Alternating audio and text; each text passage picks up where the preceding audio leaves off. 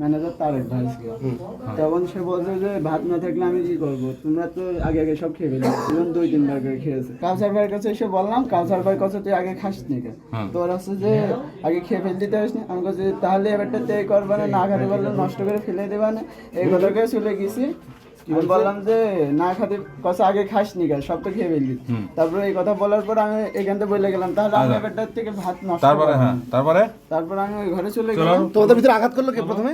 এখানে বসো আবার বসার পরে এখানে বসবে, হ্যাঁ বসার পরে যে এনে কাউসার ভাই কাছে কি বলতে তাই বলে এই ঘরে এসে এনে বলছে যে তুই ও করলি কি, আমি বলছি কি করলাম। তখন তারপরে আমি বলছি আসতেছিলাম, তারপর আমার হচ্ছে যে মুখে জোরতে সর মেরে দিয়ে তারপরে হাতাহাতি হয়। সর মেরে দেয়। আসো তারপরে ঘটনা বলো কিভাবে কোন জায়গায় গেলে। হাতে দেওয়ার পরে যে এনে ভাই ওই ঘরে চলে যায়, যাওয়ার পরে ওই ঘরের থেকে বাটার নিয়ে আসে আমার এখানে মারে। ওই যে বাটারের টুকরা পাইছি আমরা। তারপরে তারপরে এখান থেকে ধস্তা ধস্ত হয় তোমাদের। ধস্তা ধস্তা হতে হতে ওই ঘরে চলে যায়। এই জায়গায় এই জায়গায় আসার পরে এই জায়গায় আসার পরে এখান থেকে ওই ইশারে এই জায়গায় পড়ে যায়, তাই তো? পরে আমার হাতে এই সেইগুলো দেখাও, ওইগুলো সেই ছুরিটা কই দেখাও, ছুরিটা দেখাও। এই জায়গায় বের কর ছুরিটা। ছুরি এখানে পড়ে থাকে, ওইটা হাতে আচ্ছা। ঘুরায় পেয়ে ওই ভুল ভুল ওই যে ওই ছুরিটা যেটা আমরা উদ্ধার করলাম, কোথায় ওর কোথায় লাগছিল? আমি এটা খেয়াল ও আন্দাজে মেরে দিয়েছে, তো মেরে দিয়েছে, লেগে গেছে, তাই তো? তারপরে এখানে রক্তাক্ত অবস্থায় পড়ে যাওয়ার পরে তারপর কি করলে?